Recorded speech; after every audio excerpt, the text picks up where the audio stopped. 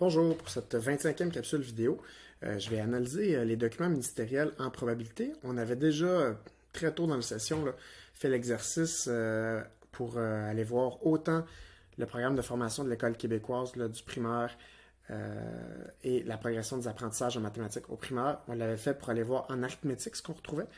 Puis là, on va le faire aussi pour aller voir un peu en probabilité. Donc, deux objectifs en fait spécifiques du cours qui sont reliés à cette capsule. Donc, d'établir des liens articulés entre les différents concepts mathématiques élémentaires en probabilité cette fois-ci pour pouvoir préparer et piloter des situations d'apprentissage stimulantes. Puis, posséder des notions historiques concernant l'émergence d'un domaine mathématique, parce que je vais faire quelques liens avec les contenus historiques qui ont été présentés à la capsule précédente. Donc, pour l'analyse des documents ministériels, si vous avez déjà fait votre lecture du chapitre d'introduction, vous avez déjà pu décortiquer les notions probabilistes des documents ministériels. Mais sinon, je vous demande quand même d'aller consulter les deux documents. Vous les avez peut-être sur papier. Dès le début de la session, je vous avais suggéré que vous pouviez les imprimer si votre document de travail ou même les boudiner la progression des apprentissages, par exemple, si vous le souhaitez. Ça vous permet plus facilement de vous y référer puis de vous l'approprier aussi en notant et tout ça. Si vous ne les avez pas, ils sont en ligne à ces deux liens raccourcis. Et je vous demande en fait de les consulter, puis d'abord. Puis ensuite, je vous demande d'aller lire la section en probabilité de manière à repérer ces particularités. Donc, je vous demande de faire ça. Et maintenant, vous devriez être prêt pour un petit quiz de repérage, donc un peu comme on l'avait fait au début de la session. Donc, à partir de ces deux documents-là, les sections probabilité, je vous pose comme question, quand est-ce qu'on devrait évaluer qu'une probabilité se situe entre 0 et 1? Est-ce que c'est en 4e année, 5e année, 6e année, ou aucune de ces réponses? Donc, c'était en 6e année. Donc, comme on peut le voir ici, un extrait de la progression des apprentissages à la page 21. Donc, on peut voir qu'il faut reconnaître qu'une probabilité se situe entre 0 et 1. Et là, ici, on voit plus ou moins bien, mais vous verrez mieux dans votre document pour première, deuxième, troisième, quatrième. C'est en 5e qu'on commence à apprendre ces notions-là, mais c'est en 6e qu'on doit évaluer qu'une probabilité se situe entre 0 et 1. Donc, c'est à ce moment-là que l'élève doit être en mesure de le faire seul. Deuxième question, sur une roulette à deux secteurs jaune et rouge, si le jaune sort 3 fois, l'élève s'attendra à ce que, est-ce que c'est le jaune sorte encore, est-ce que c'est le rouge sorte à son tour, est-ce que c'est que la roulette soit déséquilibrée, ou aucune de ces réponses. Il est à noter que ces différentes réponses-là pourraient survenir chez certains élèves, mais je vous demande d'aller repérer en fait dans les documents qu'est-ce qui est dit à ce sujet-là par rapport à cette question-là, qu'est-ce qu'on retrouve. Donc, si on se fie au document qu'on retrouve à la progression des apprentissages à la page 22, l'élève va s'attendre à ce que le rouge sorte à son tour. On a eu jaune 3 fois, donc c'est comme si on était dû pour que le rouge sorte. Donc, c'est une des conceptions sur laquelle on va revenir. Mais une autre conception, ça serait de dire le jaune va sortir encore ou la roulette est déséquilibrée ou tout ça. Donc, ça pourrait amener à d'autres conceptions. Mais si on pouvait retrouver celle-là, le but, il n'y a pas de bonne ou mauvaise réponse, mais le but, c'était de retrouver, en fait, d'être capable de repérer les éléments suggérés dans la progression des apprentissages. Comme troisième question, à partir de quel cycle du primaire est-ce qu'on devrait simuler avec ou sans l'aide de la technologie? Est-ce que c'est au premier cycle, au deuxième cycle, au troisième cycle ou aucune de ces réponses? C'était au deuxième cycle. Donc, on peut voir autant dans la progression des apprentissages que dès le deuxième cycle, puis ça se poursuit au troisième cycle, qu'on doit simuler des expériences aléatoires avec ou sans l'aide de la technologie. Puis, dans le programme aussi, on trouve à la page 138 simulation avec ou sans l'aide de l'ordinateur au deuxième et troisième cycle. Donc, on peut le trouver aux deux endroits, cette information-là.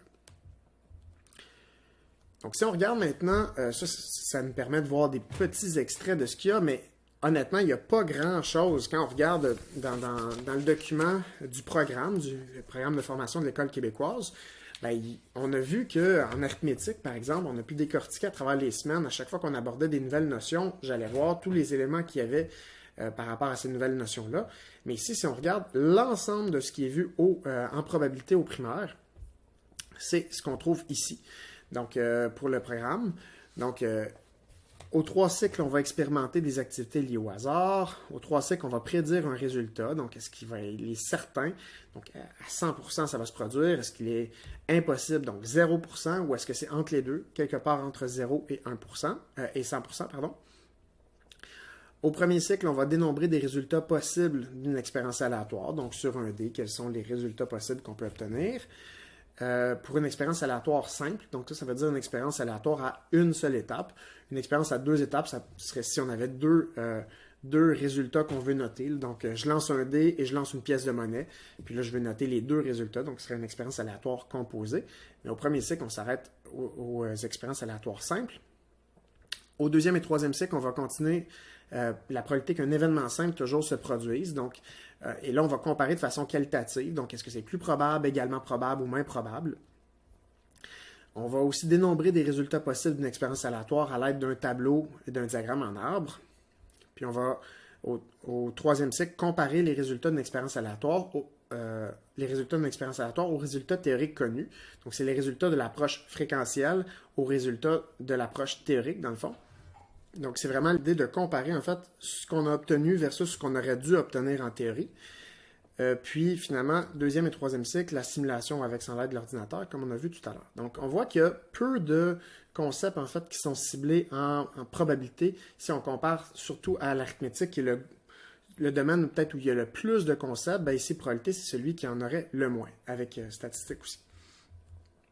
Si on va voir de façon quand même la progression des apprentissages permet de décliner un peu plus en détail, mais pas beaucoup plus, mais un peu plus quand même.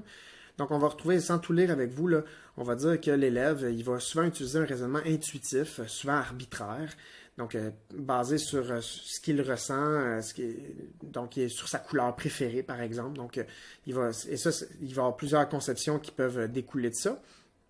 Puis, tranquillement, on devrait l'amener à tendre vers un raisonnement probabiliste. Donc, il faut qu'ils prennent en compte l'incertitude des résultats. Et ça, c'est un obstacle conceptuel parce que c'est particulier, en fait. Dans tous les autres domaines mathématiques, il y a un certain déterminisme. Si on fait 2 plus 4, ça donne 6. Bien, toujours, si je le fais sur ma calculatrice, ça ne changera pas. Tandis que si je lance mon dé, je sais quels sont les résultats possibles de 1 à 6, mais je ne sais pas qu'est-ce qui va se passer au prochain résultat du dé. Donc, il y a de quoi d'indéterminé, donc de non-déterminisme qu'on va dire en lien avec les probabilités. Donc, au primaire, l'élève va faire des expériences liées au concept de hasard. Il va prédire qualitativement avec les concepts de résultats certains, résultats possibles, résultats impossibles. Puis, il va comparer des expériences pour dégager des événements qui sont plus probables, également probables, moins probables, avec diagrammes en arbre, des tableaux, tout ça. Donc, on va... Et là, bon, il y avait la petite note qu'on avait vue tout à l'heure en lien avec les conceptions. Donc, si on regarde maintenant le tableau de la progression des apprentissages, c'est à peu près les mêmes notions qu'on a vues tout à l'heure, mais avec un petit peu plus de détails. Donc, reconnaître quand il s'applique la variabilité des résultats possibles, donc l'incertitude. Donc, vous voyez que la plupart des concepts, là, ils se voient à tous les niveaux, puis sont évalués seulement en 6e année. Reconnaître quand il s'applique l'équiprobabilité. Donc, le fait que l'équiprobabilité, équi veut dire même, et probabilité, donc de même probabilité. Donc, voir est-ce que mes faces, par exemple, si ont toutes la même probabilité, soit parce que si on compare des fois des quantités, donc c'est, par exemple, obtenir un résultat pair et obtenir un résultat impair sur mon dé, ce sont des événements équiprobables. On peut se servir aussi de la symétrie d'un objet aussi là, pour montrer que mes faces sont équiprobables, par exemple, vu que c'est un cube. On amène l'élève à prendre conscience quand il s'applique de l'indépendance entre les tours d'une expérimentation. Donc, comme on voyait tantôt la conception, même si j'ai eu jaune, jaune, jaune, ça n'a pas d'importance ce qui s'est passé précédemment par rapport à ce qui va se passer pour la suite. C'est indépendant. On va amener l'élève à expérimenter des activités liées au hasard en utilisant du matériel varié. Donc, il en donne des exemples. On va en voir d'autres aussi dans les capsules, là, mais on voit roulette, prisme à base rectangulaire, des verres, billes, punaises, des dés. Oui, à 6 faces, mais aussi à 8 ou 12 faces. On amène l'élève aussi à prédire qualitativement un résultat ou plusieurs événements en utilisant entre autres une droite des probabilités. Donc, on va travailler dans le fond la droite numérique, puis on peut réutiliser la droite des probabilités allant de 0 à 1, de impossible à certain, dans le fond, pour justement aller placer un résultat certain, un résultat impossible à l'autre extrémité, puis entre tout ça, un résultat possible. Puis là, après, on pourrait comparer 2 événements en disant, lui est plus probable qu'un autre, lui est Ces deux-là sont également probables ou un est moins probable. On peut distinguer aussi la prédiction qu'on avait faite du résultat qu'on a réellement obtenu. Et ça se poursuit ensuite. Donc, utiliser des tableaux, des diagrammes, si on en a parlé, dénombrer les résultats possibles d'une expérience aléatoire simple, puis d'une expérience aléatoire à l'aide d'un tableau ou d'un diagramme en arbre, comparer qualitativement la probabilité théorique ou fréquentielle que des événements se produisent. Donc, moi, je vais éviter pour moi, probabilité théorique, ça va, mais je ne dirais pas, même si ça dit dans les documents ministériels, probabilité fréquentielle, moi, je vais essayer d'éviter ça, parce que pour moi, une probabilité, à la base, c'est quelque chose de théorique. Donc, on ne devrait pas, à mon sens, j'avais écrit un article là-dessus, là, on ne devrait pas écrire probabilité fréquentielle. Pour moi, il y a un glissement là, ici de sens. Donc, ce qu'on obtient, les résultats, le fait que j'ai obtenu peut-être 17 fois sur 100 le 4 en lançant mon dé, 100 fois, je l'ai obtenu 17 fois, bien, le 17 sur 100, c'est une fréquence, ce n'est pas une probabilité fréquentielle. Mais je peux comparer ce résultat obtenu-là, cette fréquence-là, à ce que j'aurais dû obtenir en théorie, la probabilité. Reconnaître qu'une probabilité se situe entre 0 et 1, on l'a vu tantôt. Et là, on peut réutiliser, dans le fond, tout ce qu'on a vu en arithmétique. Donc, utiliser la notation fractionnaire, la notation décimale et le pourcentage pour quantifier une probabilité. On peut comparer des résultats d'une expérience aléatoire aux résultats théoriques connus, puis simuler des expériences aléatoires, on l'a vu, avec ou sans l'aide de la technologie, avec les différents vocabulaires ici qui sont mis en évidence. Donc, ça fait le tour, en fait, de tout ce qui doit être vu en probabilité. Donc, on fait le tour assez rapidement, alors que dans les dernières capsules vidéo, à chaque fois, j'allais voir quelques aspects. Là, ici, ça rentre en 2 diapositives. On peut voir tout ce qu'il y a sur la progression des apprentissages en probabilité. Mais on ira voir, en fait, on reviendra plus précisément dans les prochaines capsules. On va aller voir un petit peu plus concrètement, en fait, comment ces concepts-là se déploient. Si on regarde le programme scolaire du secondaire, donc je ne vous ai pas demandé d'aller le consulter, mais je vais juste faire ressortir certains aspects. Donc, au 2e cycle du secondaire, on fait ressortir des considérations historiques qui amènent à situer le concept des probabilités dans l'histoire. Donc, il va être écrit, par exemple, qu'en probabilité, une question revient parfois, le hasard existe-t-il? Puis de cette question peut naître un débat en classe qui permet de s'assurer d'une compréhension commune du concept. Donc, en s'intéressant aux origines du mot hasard, l'élève va découvrir que ce concept existe depuis longtemps, même si le développement du calcul des probabilités n'a pris véritablement son essor qu'au 17e siècle avec Pascal, Fermat et les frères Bernoulli. Donc, ça, c'est tiré dans le fond du programme. Donc, ça soulève l'idée qu'on peut amener des questions quand même quasiment philosophiques sur est-ce que ça existe le hasard, puis que ça amène à réfléchir à qu'est-ce que ça veut dire, puis faire ressortir aussi des conceptions, des idées des élèves. On retrouve aussi que le calcul des probabilités est issu des jeux de hasard, comme je l'avais présenté dans la capsule précédente. Donc, de tout temps, les humains ont joué à lancer des objets, comme des osselets, par exemple, soit pour s'amuser, soit pour prédire des événements, ou encore pour connaître la volonté des dieux, là, ce qu'ils voulaient à l'époque. Donc, qu'est-ce qu'on peut ressortir de ça? C'est l'importance de situer les origines, en fait, des probabilités. Parce que ces extraits-là, dans le fond, ils visent à éclairer les enseignantes et enseignants sur les origines du calcul des probabilités pour pouvoir exploiter ces idées en classe, puis pour rehausser le niveau culturel des élèves. Donc, quelle forme ça peut prendre? Ça peut être des brefs exposés historiques en classe. Ils peuvent rappeler aux élèves que les mathématiques, c'est des concepts qui sont construits par les humains puis pour les humains, pour résoudre les problèmes du quotidien. Donc, ce n'est pas apparu comme ça dans la nature, là. Les mathématiques servent à répondre à des questions puis à résoudre des problèmes par les humains pour les humains. Puis, les discussions en classe peuvent amener les élèves à témoigner de leurs croyances, faire ressortir ces croyances-là puis ces conceptions-là associées aux probabilités et au hasard. Puis là, ça pourrait, des croyances associées à l'existence du hasard et au jeu de hasard pourraient aussi permettre aux enseignants d'aborder des notions probabilistes. Donc, on pourrait partir de ces croyances-là pour dire, OK, ben on va aller vérifier maintenant, puis on va aller voir si c'est vrai, par exemple, que quand j'ai eu jaune, jaune, jaune sur ma roulette, ben est-ce que je suis dû pour avoir un rouge maintenant? Donc, on peut partir de ça un petit peu pour initier la discussion. Donc, c'est ce que je trouve quand même intéressant, qu'on peut se servir en fait de ces extraits-là pour amener un peu l'histoire des probabilités dans le cours de mathématiques. Maintenant, très rapidement, j'avais fait une capsule entière là, sur les ressources didactiques au primaire en arithmétique. Je ne ferai pas la même chose en probabilité parce que ce serait un petit peu redondant, mais je voulais peut-être juste faire une très, très courte analyse en fait de ce qu'on retrouve dans les ressources didactiques au primaire en probabilité.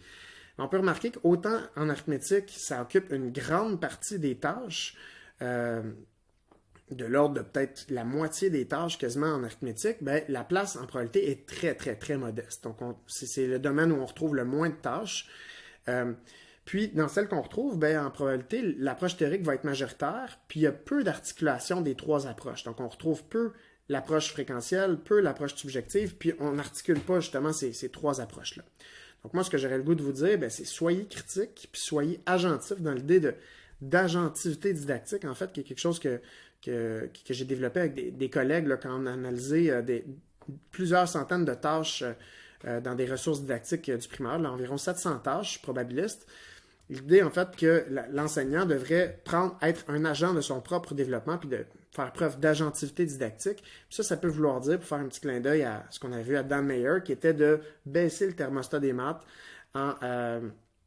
pas en enlevant du contenu mathématique, mais en enlevant les contraintes peut-être pour laisser plus de place à la discussion, à la réflexion, pour que ça soit plus riche pour l'élève. Je vous invite à prendre en note ce que vous retenez de cette capsule vidéo. De mon côté, j'espère avoir pu vous aider à repérer efficacement les concepts probabilistes à l'étude et leur progression dans les documents ministériels. Donc, c'est un outil qui est pour vous, qui est important. Donc, c'est important que vous soyez capable de naviguer et de trouver de l'information rapidement. On a pu aussi faire ressortir des particularités des probabilités dans ces documents-là. Donc, ça traite de quoi? En fait, quand on travaille les probabilités, qu'est-ce qu'on aborde plus précisément? Je ne ferai pas un rappel de tout ce qu'on a vu. Mais ce serait important que vous fassiez ressortir peut-être ces éléments-là. Puis, souligner l'intérêt d'aborder des notions historiques dans des discussions avec les élèves. Je pense que ça peut être un plus intéressant dont les élèves vont se souvenir, peuvent s'en souvenir longtemps, en fait, de ces petites capsules-là historiques. Puis, ça donne un peu de couleur, je trouve, à cet apprentissage-là des maths. Donc, au plaisir d'en discuter avec vous à la prochaine séance de classe virtuelle.